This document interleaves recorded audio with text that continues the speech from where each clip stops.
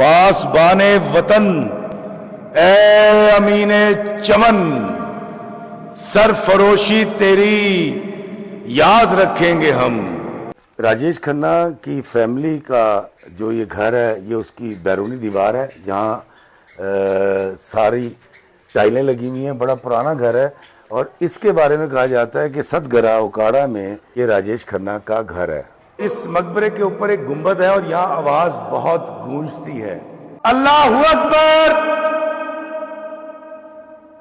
اللہ اکبر۔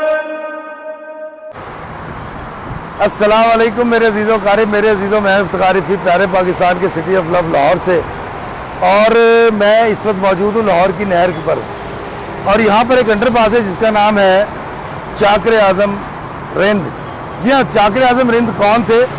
اور ہم یہاں سے روز گزرتے ہیں اس انڈر پاس سے، لیکن ہم نے کبھی یہ جاننے کی کوشش نہیں کی کہ یہ کون تھے اور اس انڈر پاس کا نام ان کے نام پر کیوں رکھا گیا۔ ماضی کے گزرے ہوئے یہ ہیرو، ان کا تعلق بلوچ قبائل سے تھا، یہ ایک غیرت مند بلوچ تھے، اور ان کی کہانی کیا تھی، کیوں اس انڈر پاس کا نام ان کے نام پر رکھا گیا؟ آئے میں سناتا ہوں اس کی کہانی، اور آپ کو لے کے چلتا ہوں ان کی قبر پہ، اور وہاں چل کے میں بتاؤں گا ان کی تاریخ۔ بہادروں کا انتقام بھی مجھے بہت پیارا لگتا ہے، جو میرے اونچے قلعوں پر حملہ کرنے کی ہمت رکھتے ہیں۔ جی ہاں، یہ کہنا تھا میر چاکر اعظم رند کا، جو شجاعت اور بہادری کی زندہ تصویر تھا اور بلوچوں کی شان تھا۔ میر چاکر اعظم رند صرف ایک شخصیت نہیں بلکہ بلوچوں کی جوان مردی اور فخر کا نام ہے۔ چاکر اعظم کی زندگی کو دیکھ کر راجپوتوں کا وہ قول سمجھ میں آتا ہے کہ جان جائے پر وچن نہ جائے۔ ایسے ہی دو وعدے میر چاکر اعظم رند نے کیے تھے، پھر اپنی زبان کی پاسداری کے لیے 40 سال میدان جنگ میں لڑتے لڑتے گزار دیے، پر قول نہیں ہارا۔ دوستو، کہانی تھوڑی لمبی ہے، میں تیزی سے سنانے کی کوشش کروں گا، لیکن اس کہانی کو مس مت کیجیے گا، یہ ویڈیو آپ کو بہت مزہ دے گا۔ پہلی کہانی یہ بیان کی جاتی ہے کہ آج سے تقریباً 500 سال پہلے سبی اور بولان کے مقام پر دو قبیلے آباد تھے۔ ایک روایت کے مطابق رند اور لاشار قبائل بھائی بھائی تھے۔ لاشار کا سردار میر گوہرام اور رند قبیلے کا سردار چاکر رند تھا۔ یہ وہ وقت تھا جب شیر شاہ سوری نے شہنشاہ ہند ہمایوں کو شکست دی اور ہمایوں ایران کی طرف بھاگ نکلا۔ شیر شاہ کی فوجوں نے اس کا پیچھا کیا۔ اس زمانے میں طریقہ یہ ہوا کرتا تھا کہ بھاگتے دشمن کو پیچھے سے مارا جاتا تھا تاکہ دوبارہ اقتدار کو خطرہ نہ ہو۔ قریب تھا کہ شیر شاہ سوری کی فوجیں ہمایوں کو گرفتار کر لیتی یا مار دیتی۔ ہمایوں بلوچستان کے علاقے سبی میں داخل ہو گیا، جہاں اس وقت میر چاکر رند کی حکومت تھی۔ ہمایوں نے میر چاکر رند سے مدد طلب کی۔ بلوچوں کا اصول ہوتا ہے کہ جب کوئی پناہ یا مدد طلب کرے تو وہ اسے پناہ اور مدد ضرور دیتے ہیں۔ چاکر اعظم کی فوج جب شیر شاہ سوری کی فوج کے مقابل آئی تو وہ تعداد میں کم تھے۔ ویسے بھی کئی دنوں کے سفر اور ہمایوں کی تلاش میں شیر شاہ سوری کی فوج کی یہ ٹکڑی تھک بھی چکی تھی اور تعداد میں بھی چاکر رند کی فوج سے بہت کم تھی۔ شیر شاہ سوری کے فوجی دستوں نے واپسی میں ہی عافیت جانی اور ہمایوں چاکر اعظم رند کی مدد سے بچ کر فارس نکل گیا۔ اس واقعہ کے کچھ عرصے کے بعد ایک اور واقعہ ہمیں تاریخ میں ملتا ہے، اور وہ یہ کہ بولان کے علاقے میں ایک مالدار جوان سالہ خوبصورت عورت مائی گوہر اپنی ایک چھوٹی سی ریاست میں رہا کرتی تھی۔ نہایت خوبصورت تھی، 5 بہنوں میں سے سب سے بڑی تھی اور بھائی نہ ہونے کی وجہ سے اپنے شوہر کے ساتھ اونٹوں کا کاروبار کیا کرتی تھی۔ ایک روز اس کا شوہر نامعلوم افراد کے ہاتھوں قتل ہو گیا۔ علاقے کے سردار ہونے کے ناطے لاشار قبیلے کے سردار میر گوہرام خان نے گوہر کو نکاح کی پیشکش کی۔ مائی گوہر، جو کہ اس وقت 6 یا 8 سالہ بیٹے کی ماں بھی تھی، نے میر گوہر خان سے شادی سے انکار کر دیا۔ اس انکار کو سردار گوہرام نے اپنی بے عزتی تصور کیا اور مائی گوہر کی چراگاہوں پر بھاری ٹیکس عائد کر دیا۔ اس کے علاوہ دیگر حوالوں سے بھی مائی گوہر کی زندگی اجیرن کر ڈالی۔ مائی گوہر اپنے مال مویشی لے کر بولان سے سبی چلی گئی اور وہاں کے حاکم سردار میر چاکر رند سے پناہ طلب کی۔ میر چاکر رند نے گوہر کی کہانی سن کر نہ صرف اسے پناہ دی بلکہ ایک بہت وسیع و عریض چراگاہ بھی عطا کر دی، جہاں پر مائی گوہر رہنے لگی۔ اس واقعہ سے پہلے لاشار اور رند قبائل میں جھگڑا تو نہ تھا، مگر ملنا جلنا بہت زیادہ نہ تھا۔ مگر لاشار سردار گوہرام کو مائی گوہر کو پناہ دینے پر بہت غصہ آیا تھا۔ خدا کا کرنا ایسا ہوا کہ لاشار کا بھتیجا سالار سبی کے علاقے میں چلا گیا. وہاں جا کر اس نے رند کے بیٹے شہداد رند سے گھوڑا سواری میں مقابلہ کیا. تاریخ دان لکھتے ہیں کہ دونوں کے گھوڑے برابر تھے، مگر قاضی نے جیت کا فیصلہ چاکر رند کے بیٹے شہداد کے حق میں کر دیا. سالار غصے میں اپنے ساتھیوں کے ساتھ وہاں سے نکلا. راستے میں ایک چراگاہ میں چرتے ہوئے اونٹوں کے 50 بچے ذبح کر ڈالے اور اپنے قبیلے کی طرف چل پڑا. دراصل یہ علاقہ وہ چراگاہ تھی جو چاکر اعظم نے مائی گوہر کو عطا کی تھی. مائی گوہر شکایت لے کر چاکر اعظم رند کے پاس پہنچی. چاکر رند کو غلط فہمی ہو گئی کہ گوہر کے جانور لاشار سردار نے جان بوجھ کر قتل کروائے ہیں، کیونکہ گورام کو اس بات کا قلق تھا کہ میں نے مائی گوہر کو پناہ دی ہے. اب خدا جانے کس نے غلط فہمی پیدا کی تھی، یا چاکر اعظم رند کے دماغ کی اختراع تھی. میر چاکر رند نے غصے میں آ کر گورام خان کے بھتیجے سالار خان کا پیچھا کیا اور اسے اس کے ساتھیوں سمیت قتل کر ڈالا. اس قتل کے ساتھ جس جنگ کا آغاز ہوا وہ جنگ اگلے 30 سال لاشاریوں اور رند کے درمیان چلتی رہی. اس جنگ کا اختتام قدرتی طور پر یوں ہوا کہ دونوں قبائل کمزور ہو چکے تھے. پھر ایک اور قبیلے نے لاشار پر حملہ کر دیا اور وہ اس کے ساتھ جنگ میں مبتلا ہو گیا. اسی اثنا میں ایک تیسرے جنگجو قبیلے کے سردار ڈوڈا خان نے حملہ کر دیا اور چاکر اعظم رند کو علاقہ چھوڑ کر ملتان آنا پڑا. ملتان کے حاکم سے ہاتھ ملانے کے بعد چاکر اعظم نے ایک علاقے اونکا کی طرف ہجرت کی اور اس جگہ کو اپنا مسکن بنا لیا. دوستو میں صبح صبح لاہور سے نکلا اور یہاں پہنچا ہوں ست گھرا ضلع اوکاڑا، مقبرہ میر چاکر اعظم رند. جی ہاں، ایک بلوچ سردار، ایک بلوچ ہیرو کی کہانی میں آج آپ کو سنانے آیا ہوں، اور میں آپ کو لے کے جا رہا ہوں ان کے مقبرے پہ.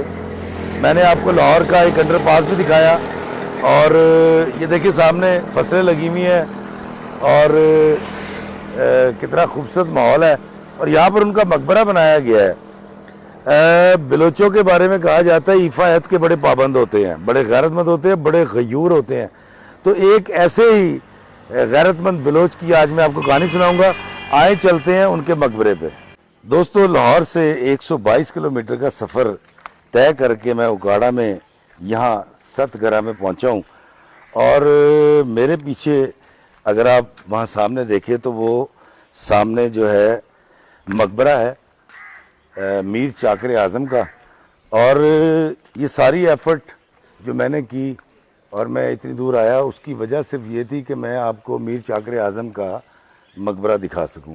بڑا خوبصورت آرکیٹیکچر ہے اور باریک ٹائل کا بنا ہوا ہے، اور یہ ایک بلوچ ایسا ایک سردار جس نے شہنشاہ ہمایوں کو سپورٹ کیا تاکہ وہ اپنی مسند واپس لے سکے شیر شاہ سوری سے. اگر آپ دیکھیں یہاں کی جو گلیاں ہیں ستگرہ کی، یہ باریک اینٹ کی بنی ہوئی ہیں ساری، اور یہ دور تک اگر آپ دیکھیں تو یہ ایک سلسلہ اور ایک پرانے شہر کا سلسلہ ہے جو دور تک نظر آتا ہے آپ کو. اور اس طرف جب آئیں یہ ہسٹری لکھی ہوئی. میر چاکر اعظم رند بلوچ قبیلے کے عظیم سردار تھے. جی ہاں، میں نے بھی آپ کو یہ بتایا. اور میر چاکر اعظم کا یہ مقبرہ ایک قومی اثاثہ بھی ہے اور ہیریٹیج ہے ہمارا. اور وہاں دور اگر آپ دیکھیں وہاں سامنے ایک گھوڑے پر ان کا ایک مجسمہ لگایا گیا ہے اور بڑا خوبصورت لگ رہا ہے اگر آپ اس کو دیکھ سکیں. ایک ہاتھ میں تلوار ہے، دوسرے ہاتھ میں ڈھال ہے، اور میر چاکر اعظم ہی ڈھال تھے مغلوں کے لیے. دوستو یہ وہی جگہ ہے جہاں آج میں آپ کو لے کر آیا ہوں.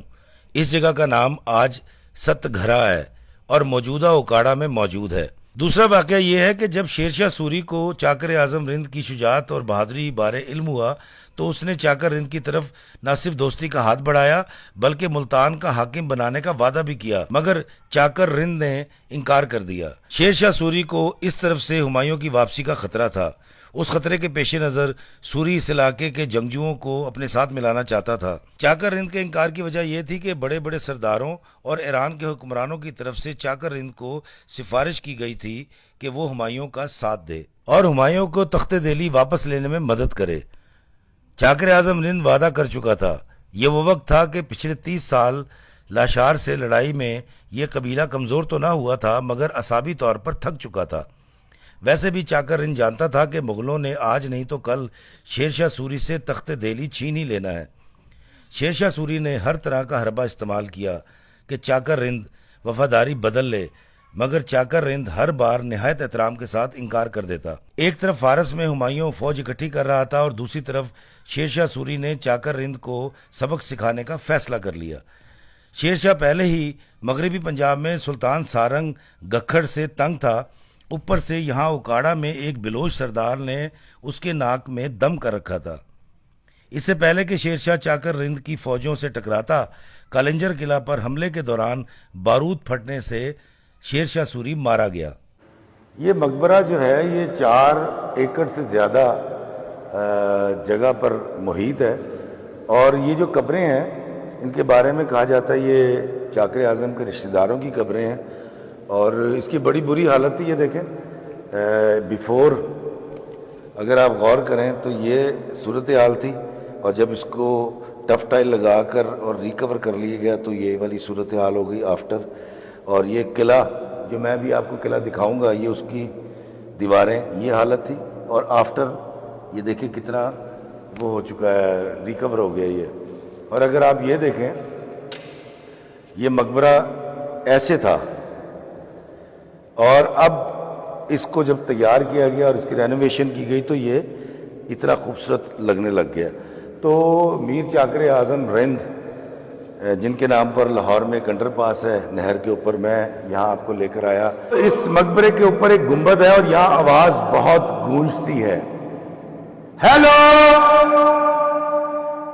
अल्लाहू अकबर,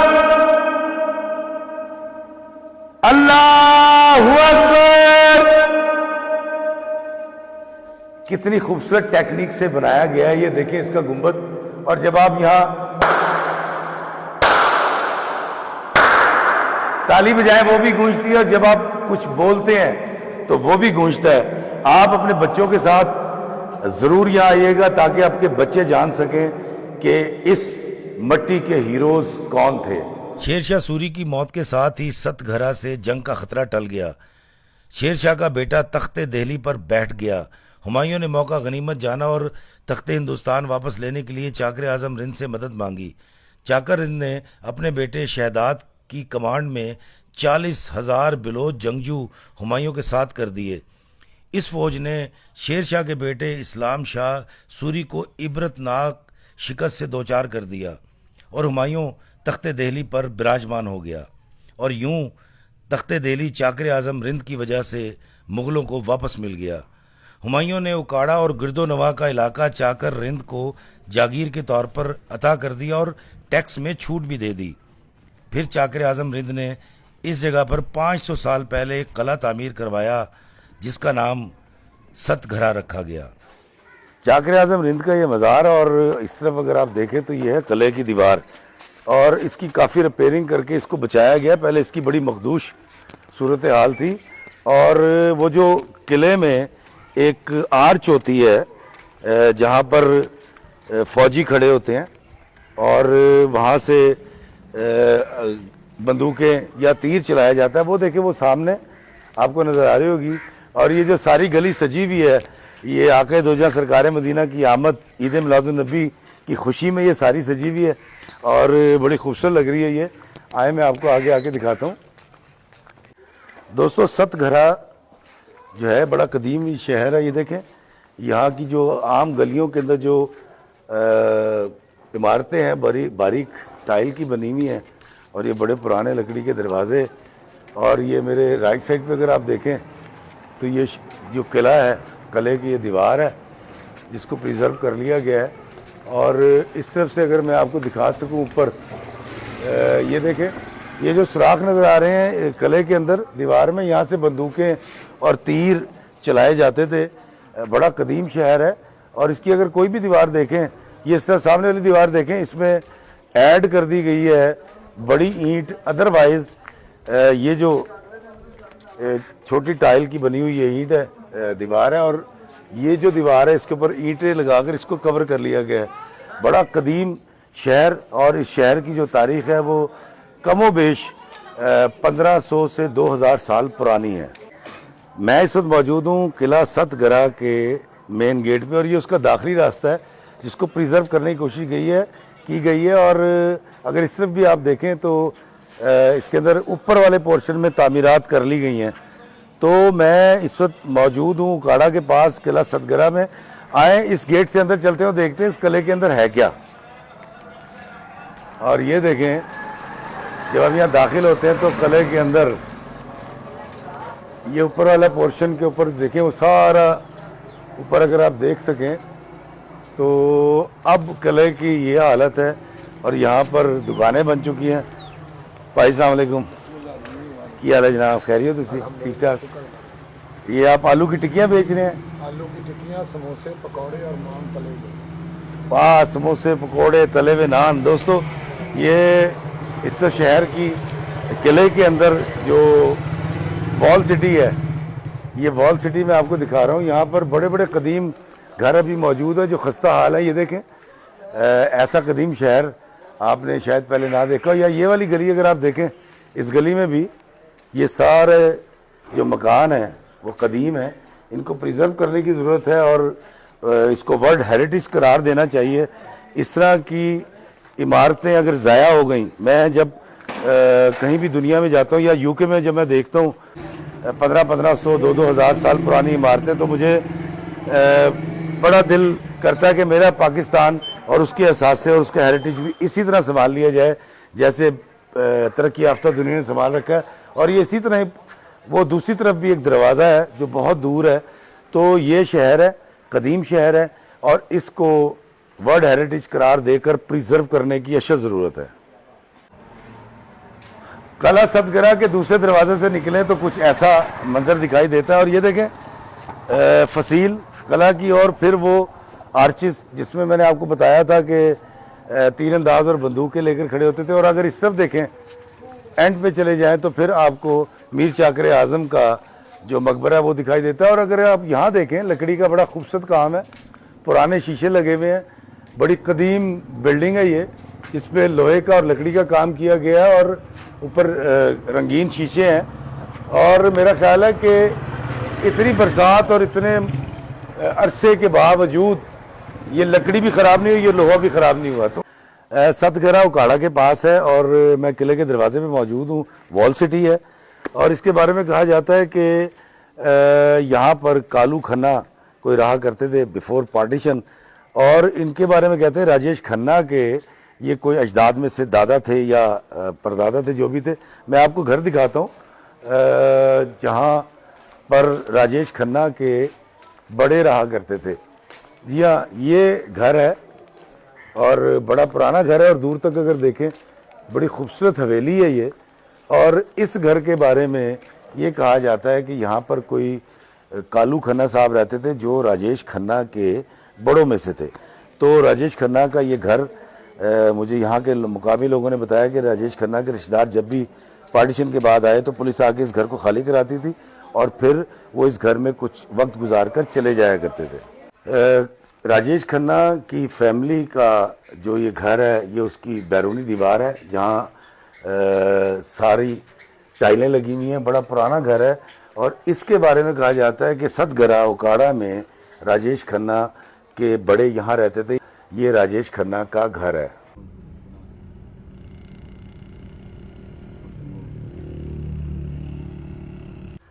ست گرہ گاؤں میں موجود ہوں، اور میرے پیچھے آپ دیکھ رہے ہیں مندر۔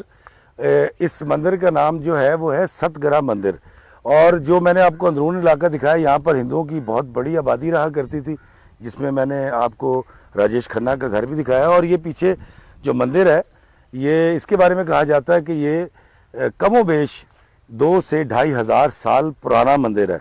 اور اس کے اندر چلتے ہیں اور آپ کو دکھاتے ہیں، کیونکہ یہاں سے گزرنے کے لیے ایک بہت بڑا کھالا ہے، نالا گزرتا ہے یہاں سے، اس کو پار کرنا پڑے گا۔ تو آئیں چلتے ہیں مندر کے اندر۔